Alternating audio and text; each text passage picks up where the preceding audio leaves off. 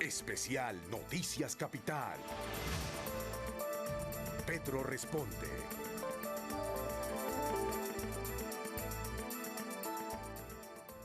Hola, muy buenas noches y bienvenidos a este programa especial de Noticias Capital. Este programa cuyo género es la entrevista. Me acompaña mi compañera del primer café, Ana María Lango, y el invitado es una persona conocida de todo el mundo en este país. El alcalde Gustavo Petro, el alcalde destituido de Bogotá.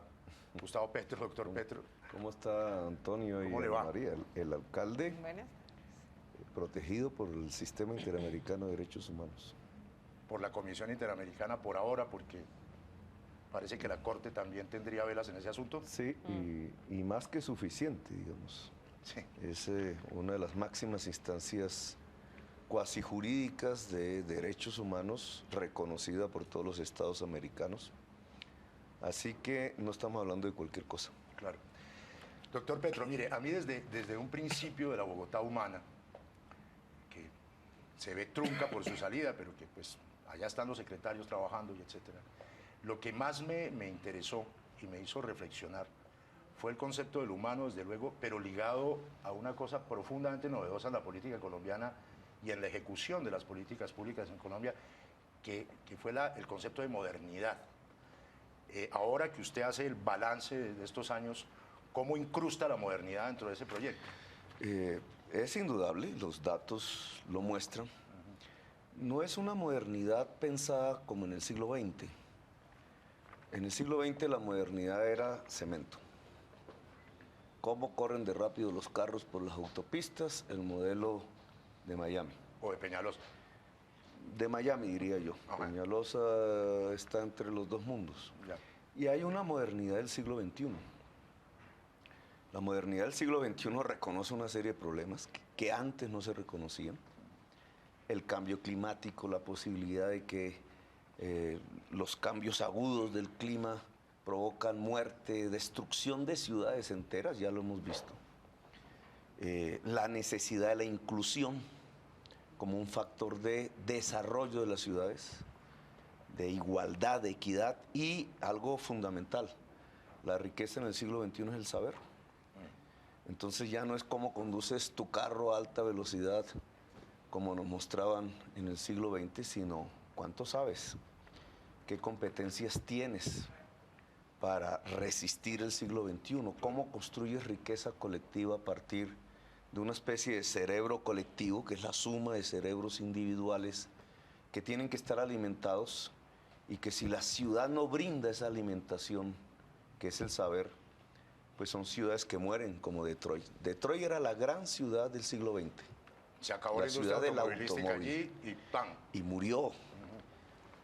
Hay muchas ciudades de Estados Unidos que van en ese tipo de proceso.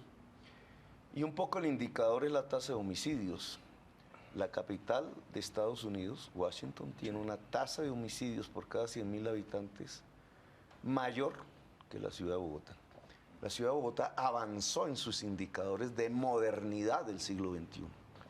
Y le enseñamos a Colombia y fuimos objeto de estudio del mundo, y lo somos aún, por las conquistas que se lograron.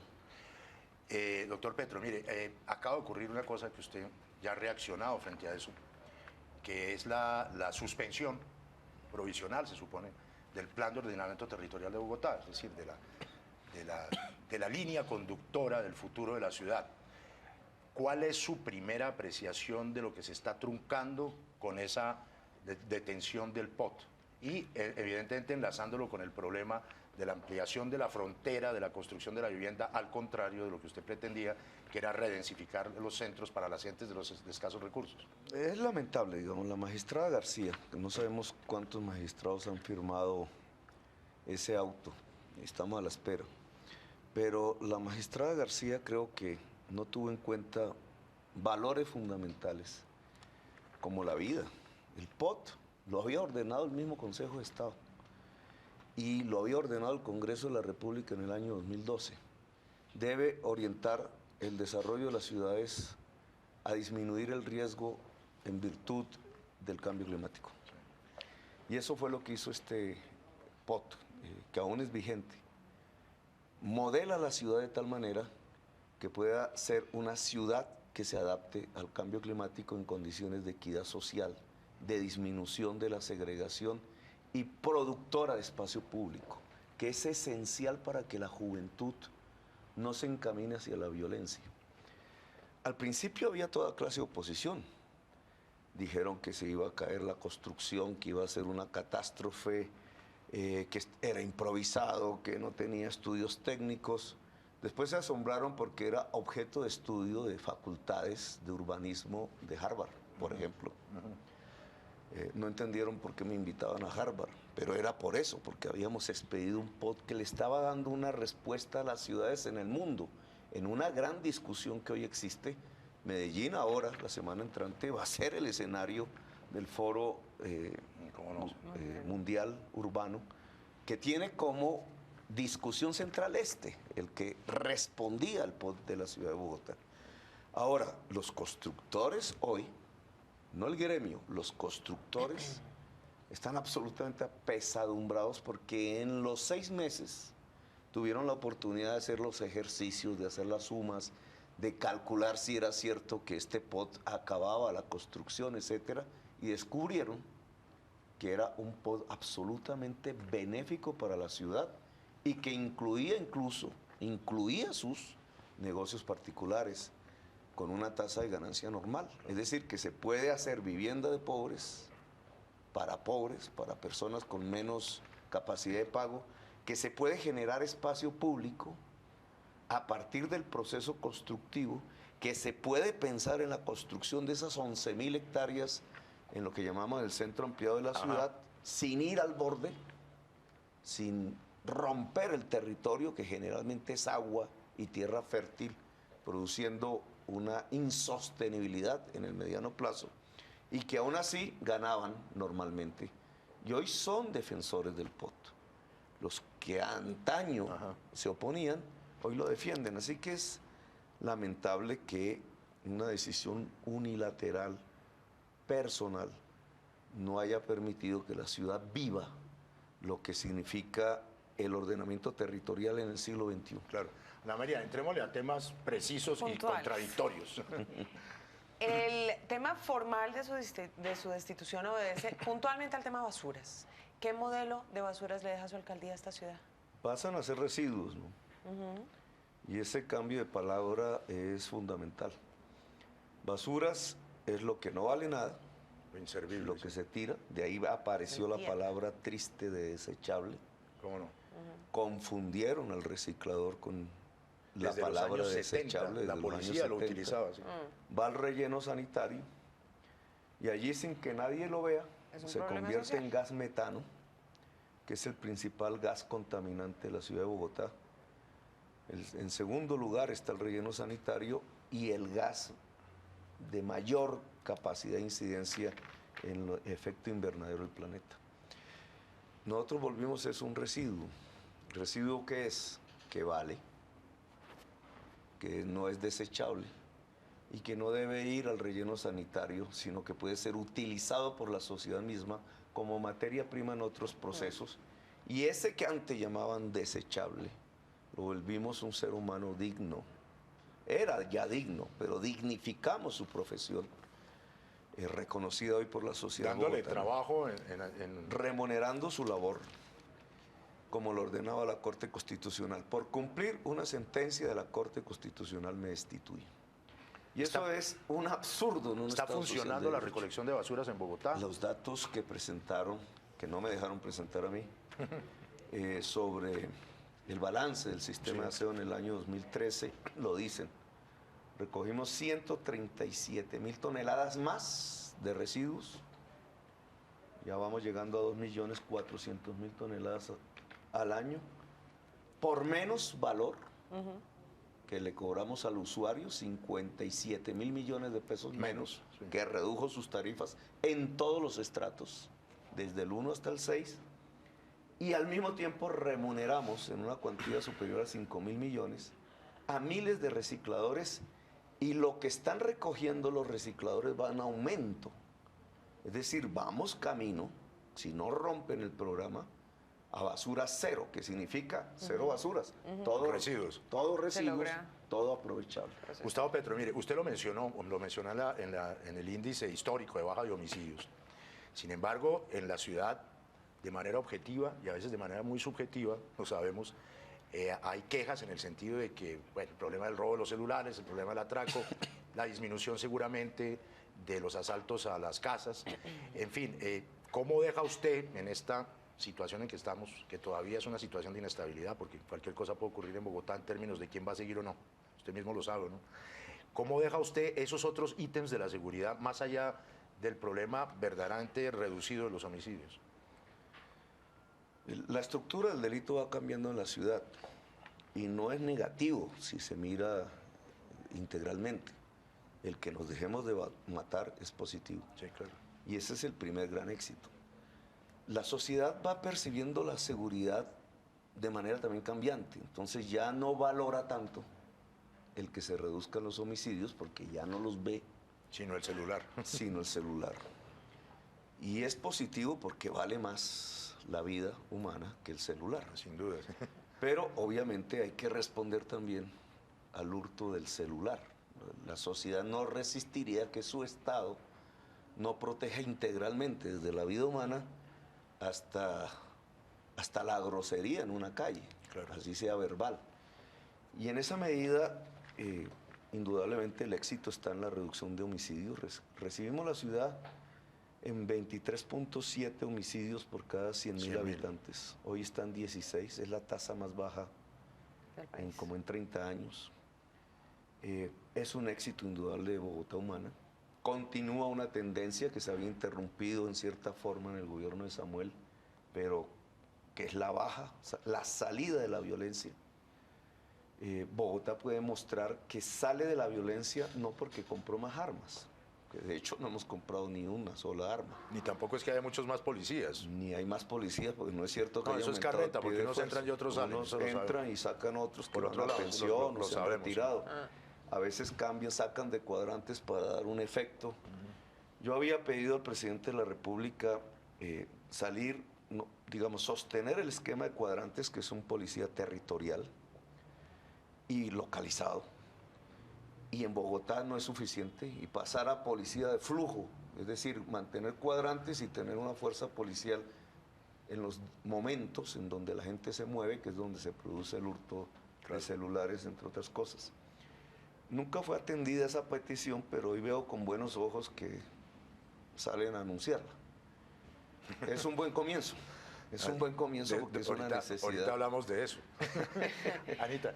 En términos de movilidad, que es otro de los temas espinosos y que la opinión pública ha atacado permanentemente, ¿qué opina usted de ampliar el pico y placa a todo el día? ¿Soluciona esto? Solo va a hacer que quienes tienen capacidad de pago compren otro carro o motos. Y eso dispara lo que ya es una tendencia muy rápida de parque automotor y acaba por congestionar más las calles, que es lo que hemos vivido. Sí. Nosotros propusimos una dinámica contraria, disminuir el pico y placa. Y nos dijeron de todo cuando lo anunciamos, improvisadores, no sé qué, sí sé cuándo.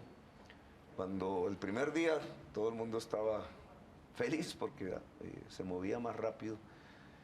Y al cabo la encuesta mostró que efectivamente cambiamos las dinámicas de movilidad, disminuye el uso del vehículo particular y eso es un excelente dato. Lo que pasa es que todavía no es suficiente. La movilidad aumenta en la ciudad de Bogotá si mejoramos el transporte público y lo preferimos y dejamos de usar tanto el vehículo particular. A eso iba, alcalde Petro. Le digo alcalde porque, pues sí. Soy el alcalde legítimamente me elegido por el pueblo bogotano. Porque pues hubo un montón de gente, 700 y pico mil, que votaron por usted. Iba a eso. ¿Cómo ve usted en este punto y hora y en esta crisis de la ciudad el éxito de Transmilenio por su cantidad de gente que moviliza y porque se utiliza, el relativo éxito menor del SITP y cómo ve usted hacia este futuro que viene, sea cual sea, el destino de Transmilenio y SITP, que fue una de sus basas que usted echó duras, diciendo no solamente Transmilenio y SITP para adelante? y transporte multimodal, Y el multimodal. Sí. que está por definirse, que es el metro, los tranvías y los cables. Y el tren de cercanías. Es el mismo tranvía Hace el mismo tranvía. Sí. y va por los corredores férreos Sí. que heredamos de nuestros abuelos, que eran Sí. supremamente inteligentes porque le entregaron a la ciudad ese modo de transporte que otros menos inteligentes destruyeron. Pero digamos, las tarifas, que fue una de nuestras obsesiones, estaba ligada a la reducción de la pobreza. La reducción de la pobreza es el gran triunfo de Bogotá, humano. Si lo queremos poner como la bandera, que lo dijimos públicamente en la campaña, nuestro objetivo 1A es superar la segregación social. Estadísticamente, ¿eso qué significa? 221.000 personas que en un año, en solo un año, sacamos de la pobreza que llaman los técnicos multidimensional. ¿Pero no coincide esto un poco con el orden nacional? No, el orden nacional no hubiera sido exitoso si Bogotá no hace este esfuerzo. Es decir, nosotros jalonamos la disminución de la pobreza del país, pero Ahí estamos viendo. concentrado en Bogotá, usted lo ve allá abajo, esa línea roja abajo es Bogotá, Ya. lleva al país hacia abajo. Hay unas regiones que no son tan exitosas, el Pacífico, que hoy se está carcomiendo en la violencia, Buenaventura está ahí. Mire cómo sube la pobreza en el Pacífico, mire cómo sube la pobreza en Antioquia.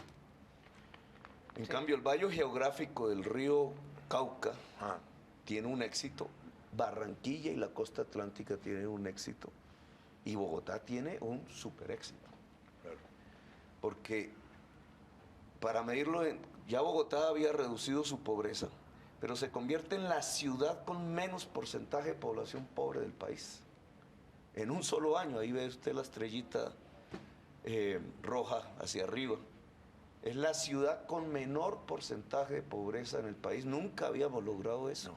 Lo logró Bogotá, humano. Y eso en términos de personas. Son 221.000 personas que en el año 2013 salieron de la pobreza multidimensional. Ahora te explico ese término. Ajá. Que no es simplemente el billete en el bolsillo, que es la pobreza monetaria. Sino el contexto de servicios, Y etcétera. dentro de esos 221.000, 26.000 salieron de la pobreza extrema. Ahí es donde está lo que sacamos de las señoras del trabajo sexual, de los habitantes de la calle del Bronx, de la población que llegó al Camargo, de la Metafóricamente, población rural. sacarlos que de la nosotros olla. atendimos. De la olla. Sí. La pobreza multidimensional, tú lo dijiste, no mide simplemente ingresos, sino que ahí sí mide el papel de las alcaldías.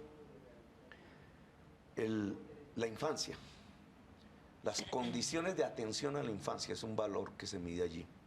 La educación pública, el acceso a los servicios públicos, el hábitat, el entorno, el acceso a los servicios públicos y el trabajo, el acceso al trabajo. Esas son las variables que miden si una persona es pobre o no es pobre. Uno diría, Tienen que ver todas con la alcaldía. Y si uno empieza a examinar una por Sí. una, ¿qué pasó en Bogotá? O sea, ¿por qué esa reducción del 21% de la pobreza multidimensional y del 30% de la pobreza extrema en un año?